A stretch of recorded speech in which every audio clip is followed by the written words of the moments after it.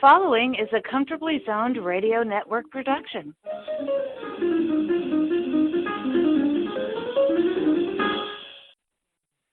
Thank you, Tally Olson. I'm Ralph Tycho with the Comfortably Zoned Network.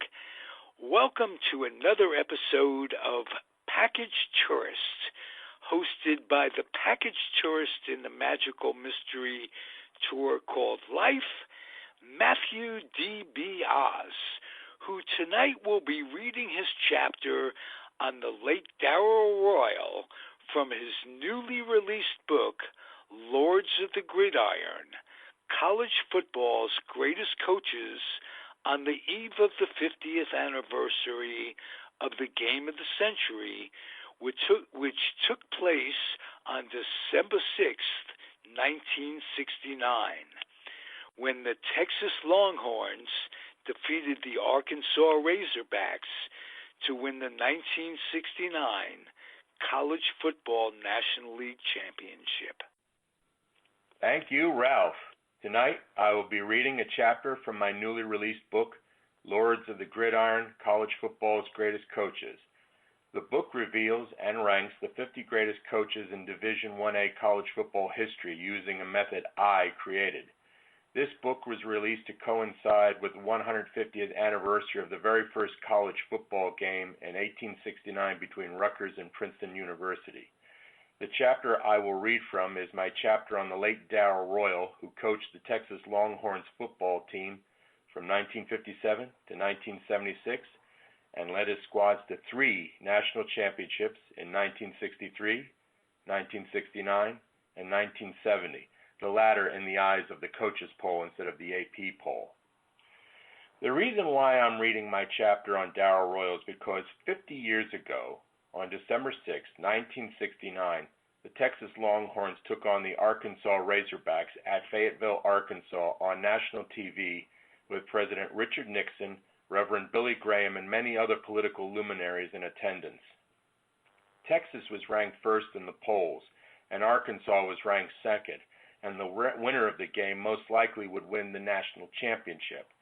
The game was televised to mark the centennial of college football, and President Nixon was going to award a plaque to the winner of the game.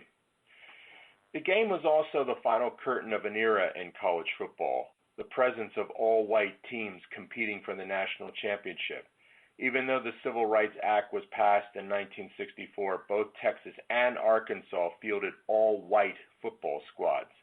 Indeed, the Southeastern Conference, the Atlantic Coast Conference, and the Southwest Conference would not desegregate till 1971. In fact, the 1970 Texas Longhorns remained the last all-white college football team to win a national championship. In a sense, the game was a comment on how little racial progress was made in certain portions of America, how there were still bastions of resistance to racial integration. Indeed, Texas's reluctance to integrate would cost the Longhorns during the 1970s, while Texas desegregated slowly and reluctantly other universities who embraced integration, like USC, Ohio State, and especially Oklahoma, would dominate the 1970s. Starting in 1971, Texas would fail 6 straight seasons in trying to beat the Oklahoma Sooners in the Red River War because the Sooners did better in recruiting and establishing a more receptive, positive racial climate for African American playing talent than Texas did. Given these racial dynamics, it was no surprise that Richard Nixon insisted on being in attendance at the 1969 Game of the Century. Nixon was a fanatical football fan, but he was also the master politician. He devoted his entire first term in courting Southern white voters, and his visit to Fayetteville, Arkansas to see the game was also a shrewd campaign tool designed to enhance his stature among Southern voters, which it did because in the 1972 presidential election, Nixon carried the entire South and Texas. But when you strip away the socio-political factors, what remains was a tightly fought football game where momentum swung both ways, and in the end, Texas prevailed, thanks to its superior defense and its determination not to lose the game, with the national championship so close to being attained. And a lot of credit for that triumph must be given to the head coach of that Texas Longhorn team, Darrell K. Royal. And to pay tribute to Coach Royal, I will now read the chapter I wrote about him in my book, Lords of the Gridiron, College Football's Greatest Coaches. In my book, I ranked Darrell Royal 12th on the all-time list, and what follows is the chapter I wrote on him, which explains why. Darrell Royal restored prestige and pride to the University of Texas football program, which it hadn't enjoyed since the heyday of Dana X. Bible. He revolutionized college football offensive tactics by introducing the wishbone offense. He was the second greatest head coach of the 1960s behind Bear Bryant. Darrell Royal's Texas Longhorn teams had two single-loss seasons in 1961 and 1964. Had Texas gone undefeated in both of those seasons, then Darrell Royal's decade value would have been a plus 524 to Bear Bryant's plus 518. Even after his death in 2012, Darrell Royal remained such a revered figure in the hearts and minds of Texas Longhorn fans that all University of Texas coaches who have followed him are obligated to equal or surpass Royal's glorious legacy. And as of 2019, none have done so. And given his magnificent accomplishments as a college football coach, why is Darrell Royal not ranked among the top 10 in my rating system?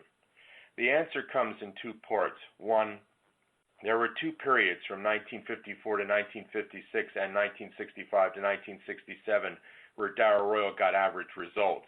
He was 17 and 13 from 54 to 56 and 19 and 12 from 65 to 67 from his teams. These fallow periods damaged his coaching value and ASR values. And the second reason, from 1970 to 1976, the Texas Longhorns suffered 4 bowl game losses, 3 major and 1 minor, which account for 46 of Royal's 82 minus points in my rating system. Of those 4 losses, the loss of the 1971 Cotton Bowl to Notre Dame did enormous damage to Royal in all 4 rating categories. Had Texas won that game, then Darrell Royal would have ranked 7th on the all-time list. What's ironic about Royal's story is that he became a symbol of Texas greatness even though he was born and raised in neighboring Oklahoma. Darrell Royal was born in Hollis, Oklahoma in 1924, extremely close to the Texas border. His early life reads like the pages from a John Steinbeck novel. Darrell was born into a large family, but experienced tragedy in infancy when his mother, Katie, died of cancer.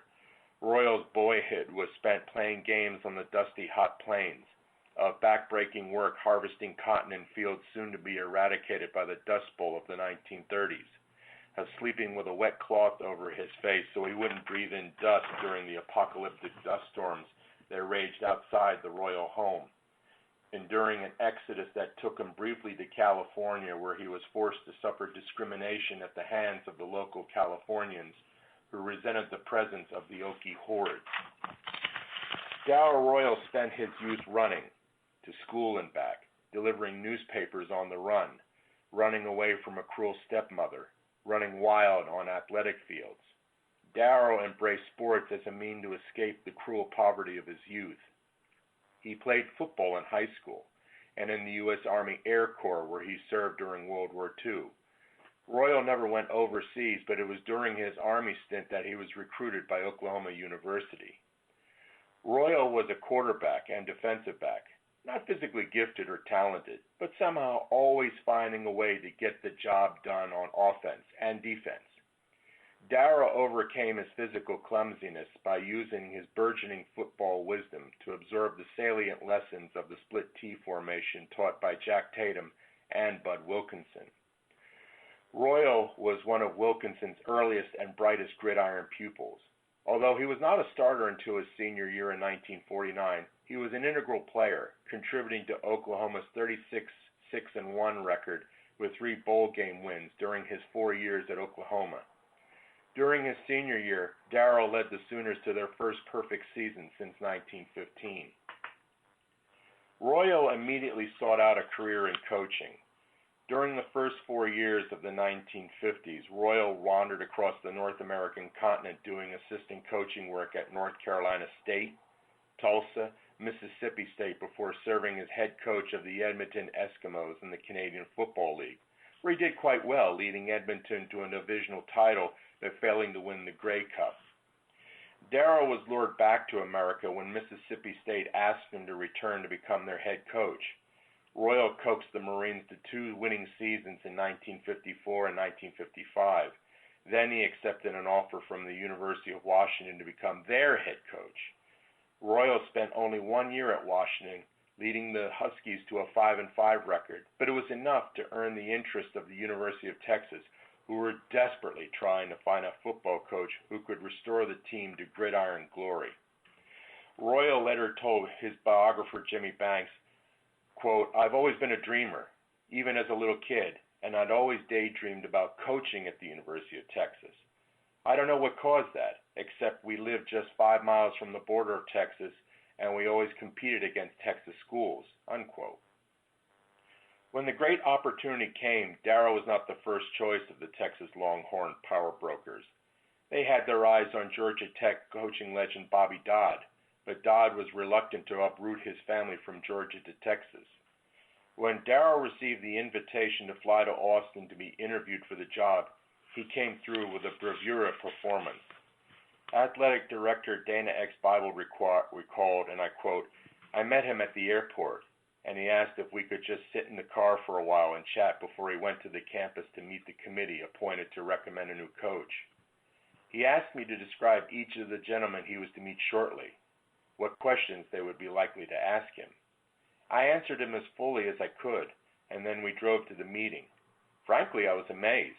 He had never seen these men before, but when a question was asked, Royal would answer, quote, 'Why, yes, Mr. So-and-so. I hoped you would ask that question because I know its answer is important to you because,' and so on around the table. He knew every member of that committee. Royal came to Austin to talk about the job.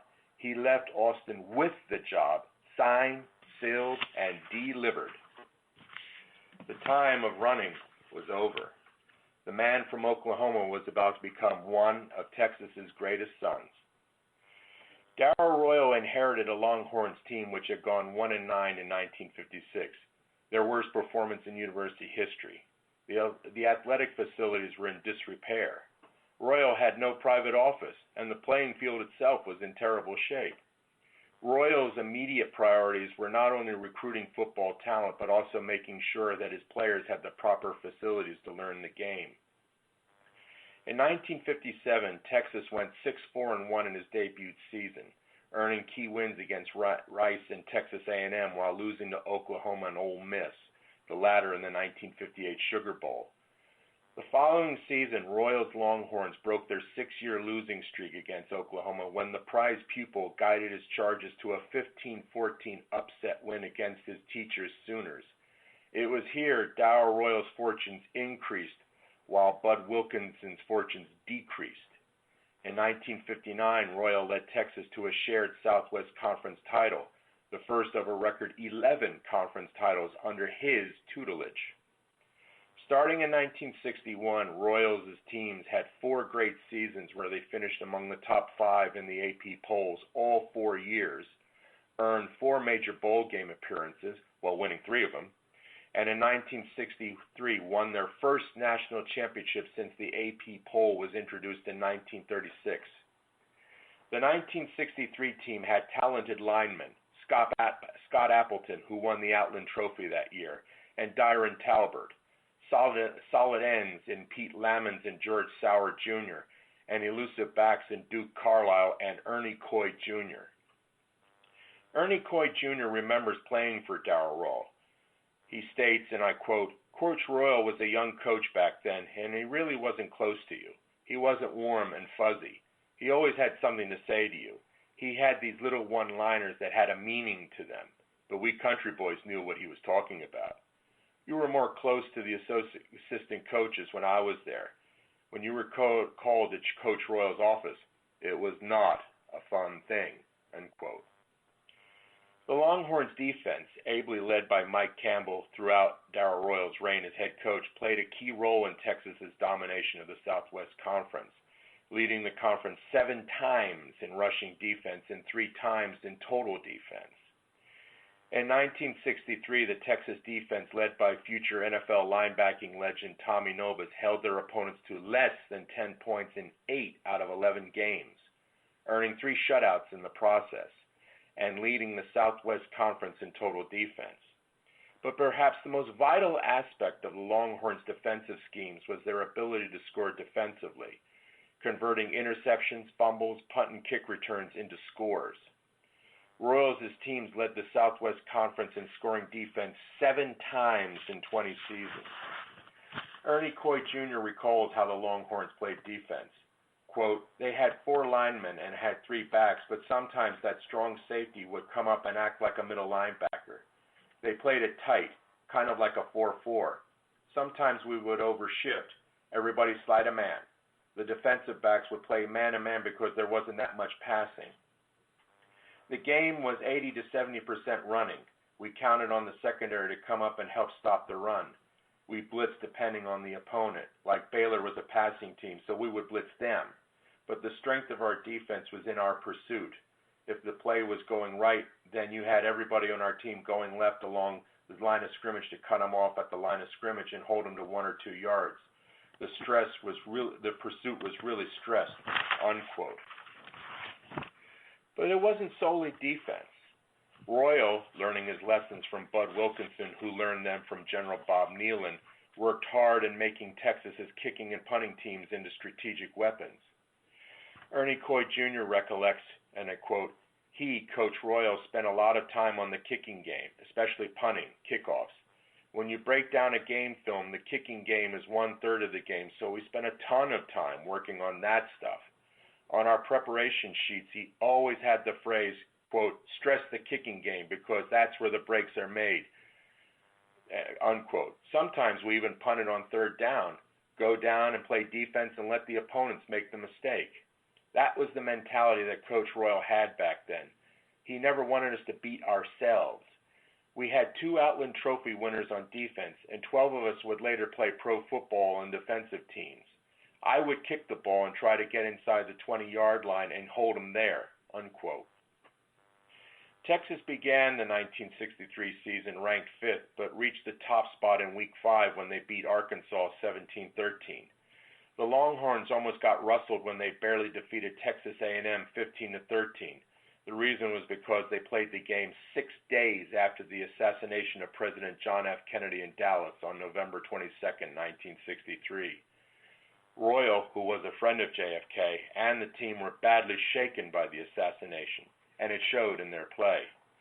The lackluster effort did not cost Texas its number 1 ranking, but they still wanted to finish the season on a strong note where they would face a strong second-ranked Navy team led by future Texas legend quarterback Roger Staubach. Darrell Royal used remarks made by the Navy team claiming that they were the true national champions to motivate his horns. Texas came through with a powerful 28-6 win in the Cotton Bowl, using a brilliant defense designed to stop Staubach scrambling and forcing him to throw the ball. Ernie Coy Jr. recalls, and I quote, Coach Royal turned the defensive line loose. He said, go get him, let him throw. Staubach would get up and go outside, but we had Pete Lamons on one side and Knox Nunnally on the other side. We had Scott Appleton shooting up while Tommy Nobis would sit back and play the run, and no one could run over him, unquote. In the wake of Texas's national championship, Darrell Royal was given a plush offer by Oklahoma to succeed the retiring Bud Wilkinson as head coach. In a different universe, Royal might have accepted the offer, which would have made for a great college football history what if, but Darrell knew he could not leave what was now his real home, Austin, Texas. After a lifetime of running and wandering, Royal and his family were settled in. Austin was home, life, the universe, everything. He turned down the Oklahoma offer.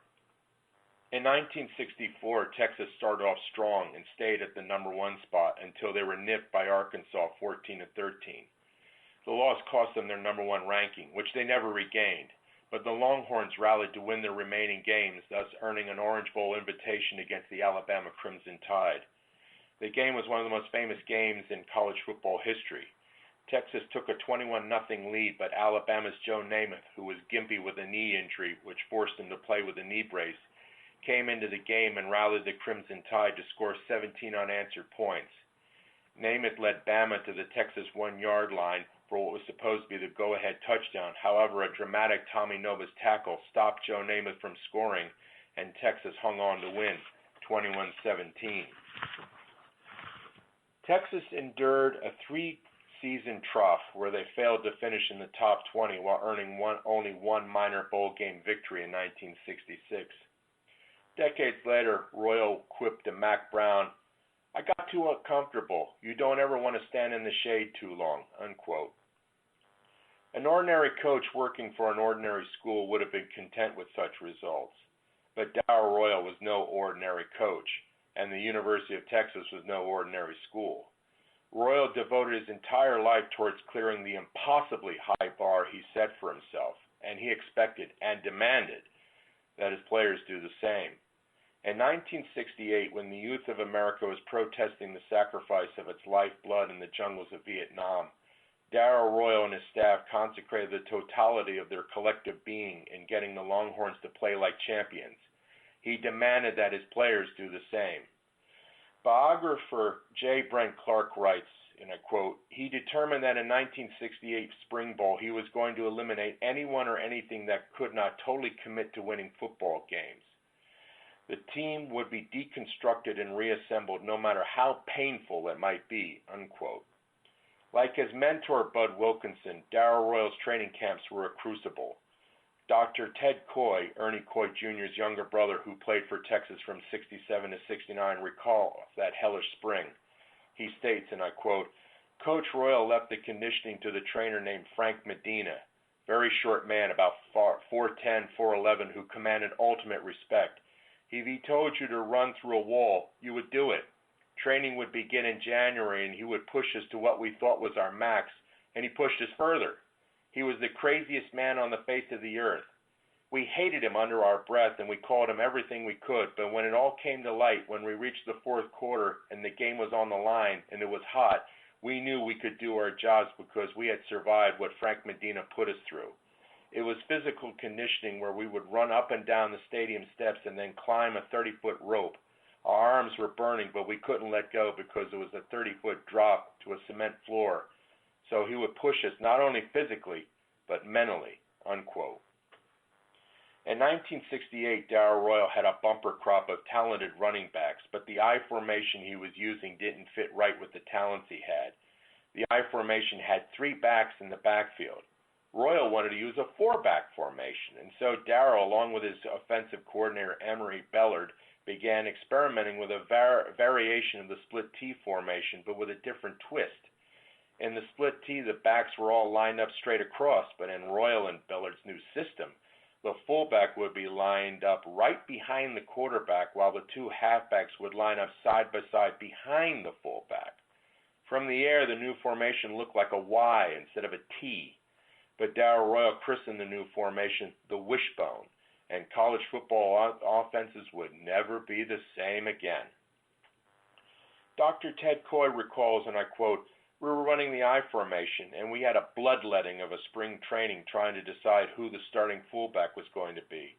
It was either going to be me or Steve Wooster at fullback, and that's when during the summer Coach Royal and Coach Bellard decided why not use both men at fullback," unquote. The wishbone developed by Bellard and Royal was not new. Various Texas high school football coaches had used the same concept in the 1950s, which Bellard knew. Another key spur was watching Texas A&M defeat Alabama in the 1968 Cotton Bowl using a triple running back option offense. Royal and Bellard saw the potential and worked on their own, combining the triple option out of the slot I formation with Bill Yeoman's veer offense. The end result was the wishbone. Dr. Ted Coy elaborates, and I quote, "The advantage of the wishbone is that you can attack the entire field from that formation. You can run with the reads the defense has to make. The fullback is in position to make a quick start, and if the defensive tackle closes on him, then the quarterback can make the play to the outside with the tailback or the halfback in the lead. And anywhere you went, you had the numbers advantage. In the I formation, you only had 2 guys, the lead blocker and the ball carrier. With the wishbone, you had the lead blocker, the ball carrier, and the pitch man. You could always outnumber the defense. The linemen blocked straight ahead, take the man in front of them, and move them where they were going, either inside or outside. The lead blocker would pick up the safety or cornerback, depending on what defense they were facing. In the wishbone, we made sure the defensive tackle, whatever he did, was wrong, because if he closed down to take out the fullback, then we would send 3 men outside, quarterback, lead blocker, and the pitch man. If the tackle played straight ahead, then we would send the fullback, who would get a running start straight up the middle, and we would get more than 2 yards to carry and go marching down the field. And the same went with the defensive end. If he closed down on the quarterback, then we would send 2 men into the outside. But if he tried to close the pitch man, then the quarterback would go straight up the field outside the tackle for a minimum of 5 yards. There was a lot of strategy to that offense, unquote. At first, the new offense had teething pains. Texas started the 68 season with a loss to Houston and then tied Texas Tech. But on October 5th, 1968, Texas beat Oklahoma State 31-6 and would not lose another game until January 1st, 1971, when their 30-game winning streak came to an end, when they lost the Cotton Bowl to Notre Dame. Thanks to the wishbone, Texas had the greatest rushing offense in the Southwest Conference from 1968 to 1974, the best total offense 5 out of 7 years from 68 to 74, and the best scoring offense 7 out of 8 years from 68 to 74. The Longhorns ruled the Southwest Conference for 6 straight seasons. In 1968, Texas went unbeaten after the tie to Texas Tech and ended the season with a victory over Tennessee in the 1969 Cotton Bowl. Darrell Royal had a powerful squad that believed in itself, a team that had been forged in the cauldron of those long, hot Texas spring and summer practices, dedicated to its goal of being the best team in the nation and determined never to let their coach down, no matter how tough the situation was, or how long the odds were against them, or how great an opponent they were about to face. Dr. Ted Coy recalls that special feeling. Quote, I remember the confidence we had, that really deep down feeling that we were going to win these games from the start of the season all the way through. It was fun to go out with a group of your friends and your teammates and win these games. You felt that you could do it, and you were doing it. That was a very special season, and of course at the end of the year we snapped off the final play and the gun sounded, and I thought, by gosh, we're the national champions. I was fortunate to be a part with some great guys and great teammates who worked hard. We were good, we were fortunate, and we were lucky on some plays, and we won it, so winning that championship has to be the topper of my life, unquote.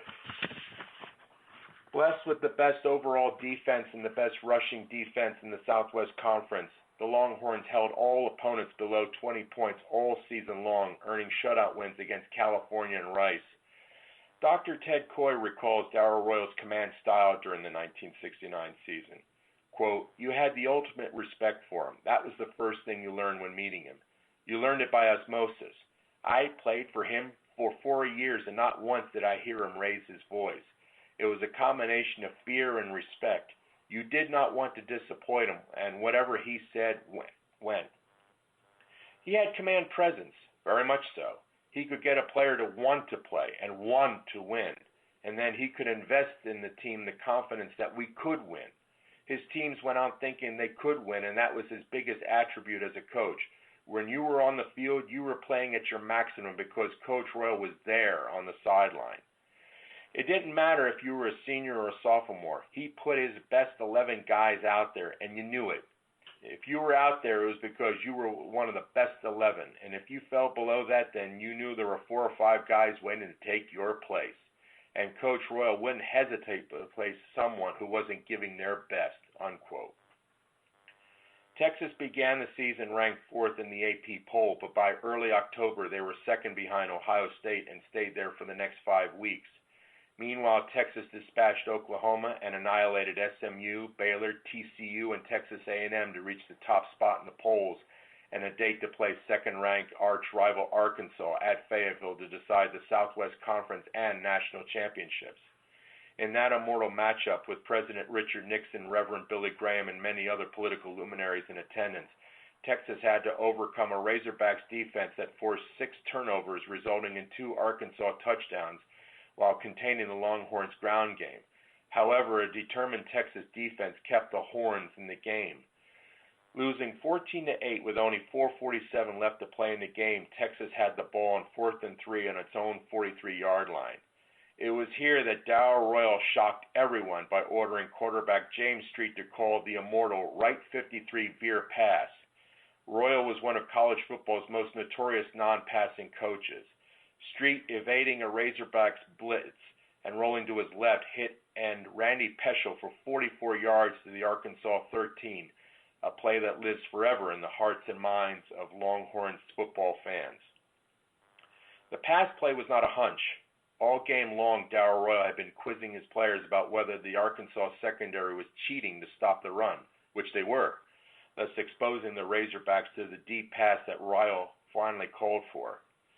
Ted Coy, making the greatest run of his life, bowled his way to the 2, and on the next play, Jim Bertelsen punched it in for a touchdown, with Happy Feller kicking the game-winning extra point. Texas's win over Notre Dame in the 1970 Cotton Bowl was the cherry on top. Texas won the 1970 championship in the coaches' poll, but lost to Notre Dame in the 1971 Cotton Bowl. The loss to Notre Dame was an augury of crueler times to come in the life and career of Darrell Royal. In 1972, a controversial expose titled Meat on the Hoof, written by a former Longhorns player, David Shaw, was published, which portrayed Royal as a tyrannical monster, bent on dehumanizing and mechanizing his players. Shaw would die in 1999, destitute, homeless, and mentally ill. By the 1970s, the University of Texas had finally allowed African Americans to play football, but when the press investigated whether racial integration was succeeding at Austin, the end result was a series of stories that indicted the university for failing to provide a healthy racial climate for its non-white athletes. Royal would later say ruefully, and I quote, "If I had anything to be regretful about as far as blacks were concerned, that was it. I just wasn't concerned soon enough about trying to help them," unquote. Texas's slowness to racially integrate cost the football team in the long run.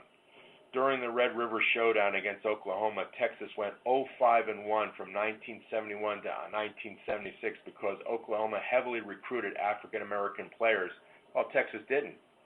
That 6-year winless streak damaged Royal in all 4 rating categories, denying him 73 points off his career value, 27 points off his BQ, and 14 points off his B5 value.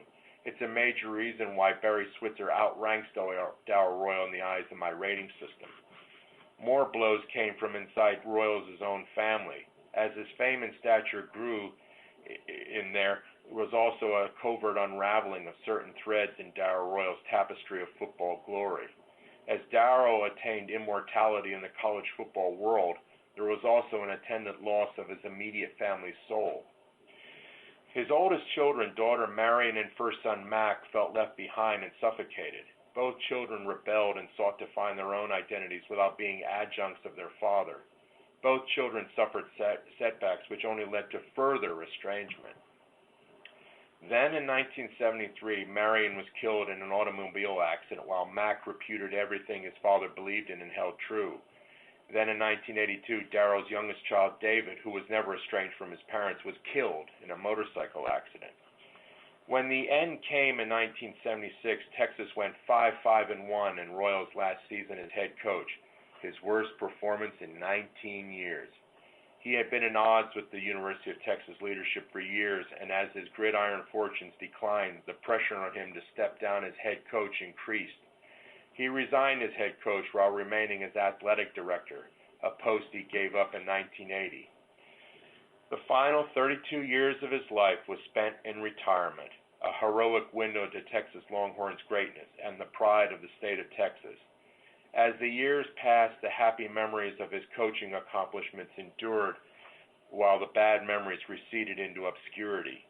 Royal was there for his players long after they had given him their all on the practice and playing fields in seasons past. Dr. Ted Coy remembers, and I quote, "It was a crazy thing to describe as players. We were scared to death of him, but later if there was a case where a former player needed help, he would make a few phone calls, someone would collect the money, and another person would write the check, and the player got the help he needed, but would never know where it came from. He did it a lot.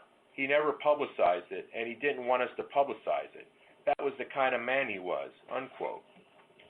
Royal, a Texas Caesar, did what General Douglas MacArthur, an American Caesar, did. Slowly fade away while providing moral support and advice to any Texas Longhorns coach that asked for it. The smart ones who listened, like Mac Brown, deeply appreciated it. The less fortunate ones were the ones who failed to listen. Mac Brown drew inspiration from a morsel of wisdom Darrell Royal shared with his players. Quote, "To be successful as a team, you must bring all the parts together and play as one heartbeat," unquote. That's what Brown's players did in 2005 when they won the national championship, with Coach Royal watching from the sidelines providing moral support. During the 21st century, Royal developed the Alzheimer's disease, which ended his life in 2012. Still, long before he died, Royal had already become an august presence. Folklore made flesh, like Davy Crockett, Jim Bowie, and Sam Houston. Victory begets awe and wonder while beckoning to those who want to feast in the fruits of victory. Darrell was someone who knew how to win and knew how to teach others to win. Darrell K. Royal didn't need myth and legend to burnish his reputation, because what he actually did as a coach at Texas went beyond myth and legend. And for those who doubt this, let the words of Dr. Ted Coy, who, like his brother Ernie, came, endured, played, and triumphed under Royal's guidance, stand as gospel about how Darrell Royal stood in the eyes of his players and in the eyes of Texas Longhorn fans. Quote, "Every Sunday afternoon at 4 p.m., the entire team would gather in the annex across the gym, which was across the street from our dorm. We were in a huge classroom, and the coaches' offices were upstairs, so the coaches would come down the flight of stairs. Now, what's interesting is that Coach Royal never told us, 'I want you all here by 4 o'clock,' but as a rule, no one ever came in after 3:50 because everybody was already there. Now, why did we do this? Because Coach Royal said, 'Be here at 4,' and we were going to be ready to start. The classroom had these old-fashioned chairs with the one-armed tables on them, and we would start drifting in at 3:30 or 3:45 and take our seats, and we would be facing the front of the room. And so, when it was 3:55, the assistant coaches would come down, and they would hang out in the back of the room, and the only way you could get into this room was from the back.